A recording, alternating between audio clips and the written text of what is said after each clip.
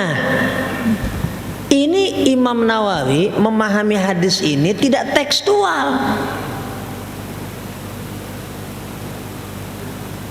Kenapa Al-Imam An-Nawawi yang menulis kitab Riyadhus Shalihin dan salah seorang pakar hadis besar, bukan hanya membaca hadis, tapi beliau pastinya hafal ribuan hadis, apalagi Kutubus Sittah, kitab 6 hadis yang pokok dari mulai Sahih Bukhari sampai Sunan Ibnu Majah. Kitab hadis yang lain pasti apa? Makanya memberikan kesimpulan nggak begitu. Maksudnya ucapan sahabat Abdullah bin Umar bukan sama sekali kemudian nggak boleh, kemudian kalau kita laksanakan itu jadi bid'ah. Maksudnya fil ghalib, biasanya.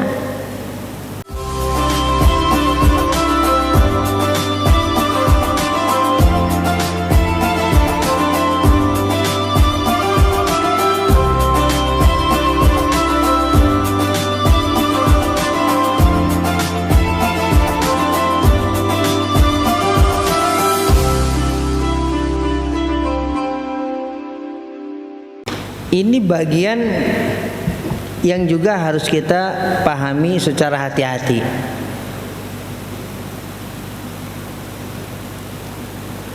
Ini mirip-mirip dengan apa yang kita laksanakan kalau subuh membaca kunut. Terus kita baca kitab Bulughul Maram.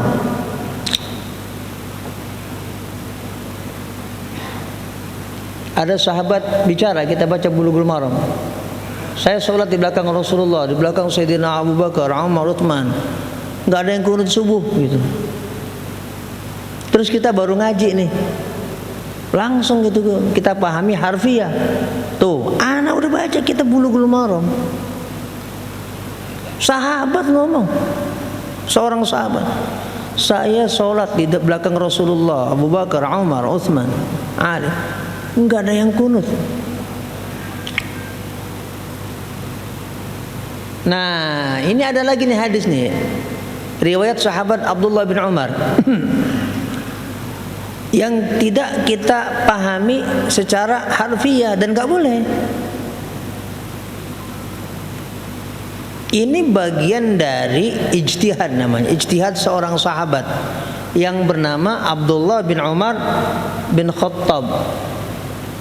Tentang apa? Tentang sholat safar yang kemarin saya sampaikan dan sudah saya jelaskan dengan cara dikosor.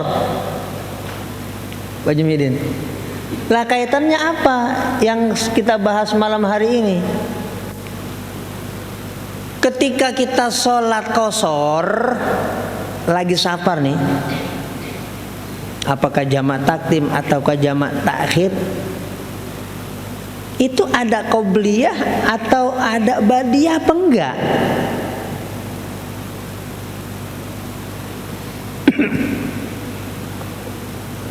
Nah, mudah-mudahan ini ya jadi wawasan. Kalau kita udah pernah dengar ya bagus. Apakah kalau lagi sholat qashar dalam perjalanan jauh itu ada sholat qobliyah dan juga ada sholat ba'diyah enggak? Ada sholat sunnah rawatib atau enggak?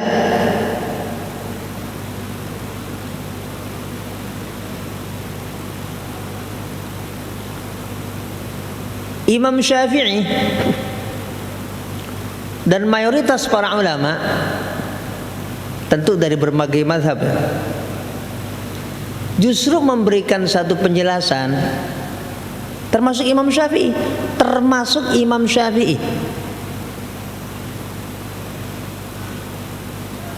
bahwa ketika kita sholat qashar dalam perjalanan jauh, itu tetap disunnahkan sholat qobliyah dan sholat ba'diyah.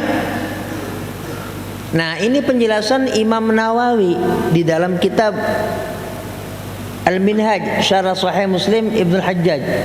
Jadi mayoritas ulama termasuk Imam Syafi'i ini dijelaskan oleh Imam Nawawi di dalam kitab ini, Syarah Sahih Muslim, dan lagi bahasan kitab ini, lagi bahasan hadis ini. Yang mesti kita ingat, Imam Nawawi itu pakar hadis besar.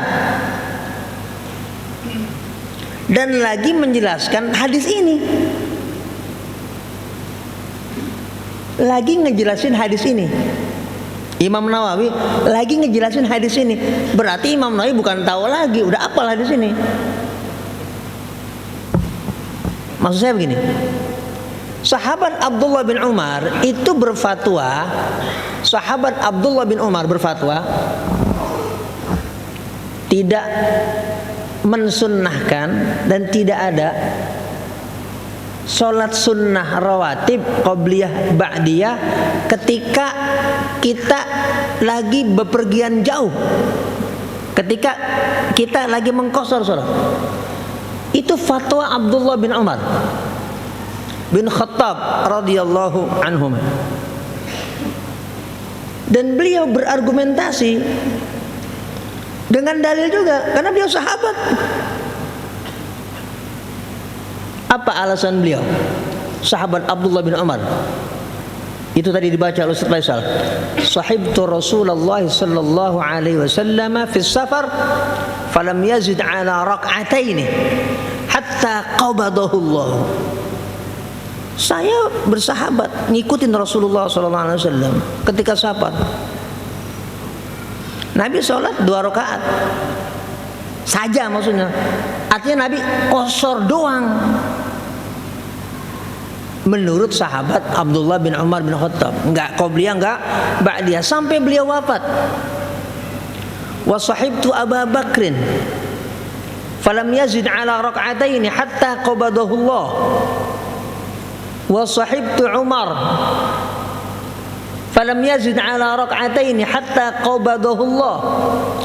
Thumma sahibtu Uthman bin Affan falam yazid ala rak'ataini hatta qabadahu Allah.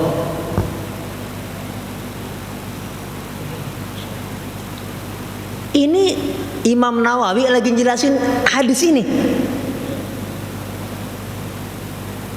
Ibnu Umar bilang, saya bersahabat dengan Rasulullah ketika safar, Nabi qashar doang udah, enggak qobliyah enggak ba'diyah. Saya bersahabat dengan Abu Bakar, Sayyidina Abu Bakar. Saya bersahabat dengan Sayyidina Umar. Saya bersahabat dengan Sayyidina Utsman. Mereka enggak menambah sholat, artinya cuma mengqashar doang sampai wafat. Sayyidina Abu Bakar, Sayyidina Umar, Sayyidina Utsman sampai wafat. Tapi ketika Al-Imam An-Nawawi menjelaskan enggak begini. Ya, berarti tidak ada sholat qobliyah ba'diyah ketika safar. Penjelasan Imam Nawawi yang pakar hadis ternyata nggak begitu. Paham nggak maksud saya? Paham ya? Bisa dipahami ya? Ternyata nggak begitu. Artinya beliau nggak memahami harfiah, padahal beliau lagi mensyarah hadis ini dan beliau hafal Sahih Muslim ini. Tapi ketika menjelaskan, artinya dalam istilah hadis namanya mensyarah, kalau Quran namanya tafsir, ternyata nggak begitu keterangan. Beliau jelaskan justru sebaliknya.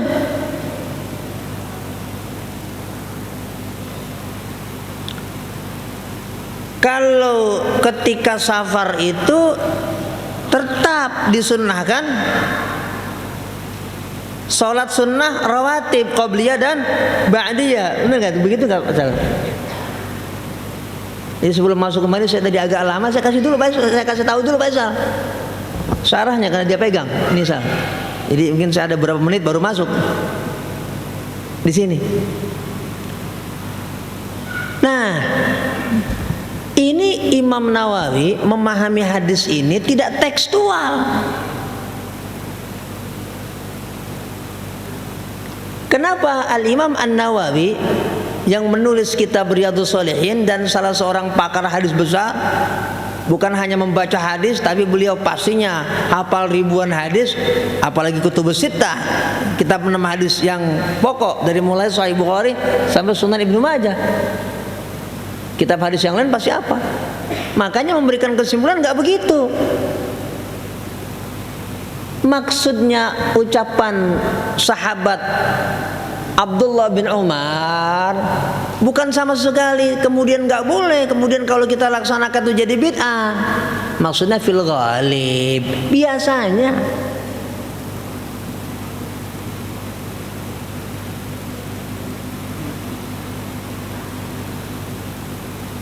Bukan mutlak. Kenapa? Lah banyak hadis yang lain yang beliau cantumkan di dalam kitab beliau, namanya Al-Majmu' Syarhul Muhadzab. Ini kitab beliau juga, tulisan kitab Al-Minhaj Syarah Sahih Muslim Ibnu Hajjaj, termasuk panjang juga penjelasan tentang hadis ini. Ada yang lebih panjang lagi penjelasannya tentang hadis ini, ditulis oleh Imam Nawawi, namanya kitab Al-Majmu' Syarhul Muhadzab. Al-Majmu' Syarhul Muhadzab.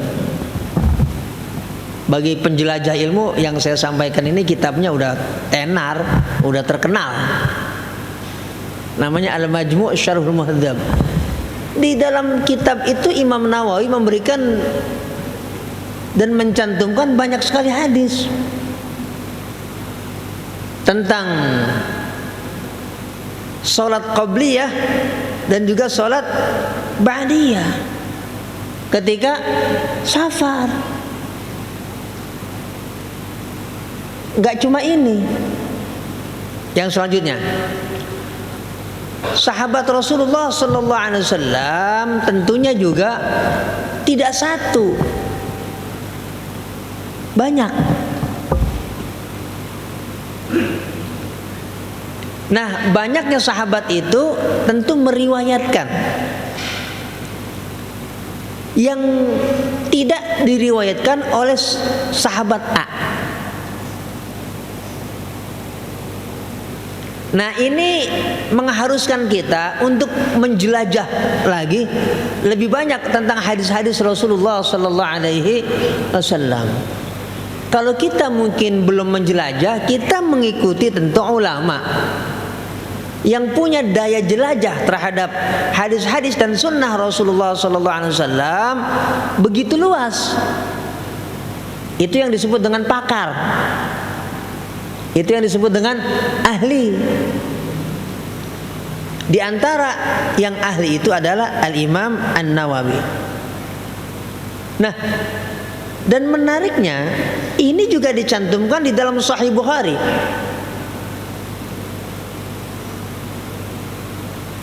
Dan dibahas oleh Al-Imam Al-Hafidh Ibnu Hajar Al-Asqalani yang mensyarah Sahih Bukhari, namanya Fathul Bari. Tadi saya share di beberapa ustaz, murid-murid saya, maksud saya, termasuk Ustaz Faisal. Buka itu Sahih Bukhari, termasuk kitab Fathul Bari, penjelasan Sahih Bukhari.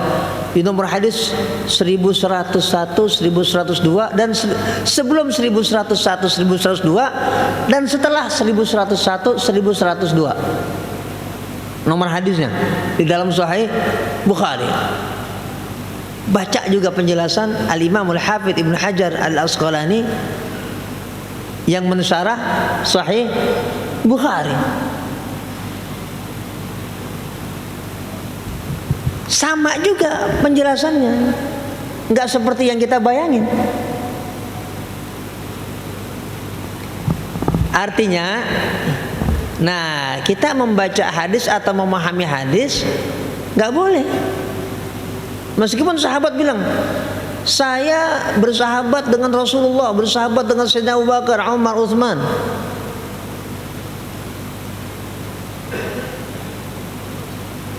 Kagak ada yang sholat sunat qabliyah, kagak ada yang sholat sunnah ba'diyah ketika safar. Nah, jadi yang kita sampaikan di forum ini tadi, ini kita cara memahami riwayat dalam hadis. Ternyata hadisnya seperti itu dijelaskan oleh ulama Al-Imam An-Nawawi enggak begitu.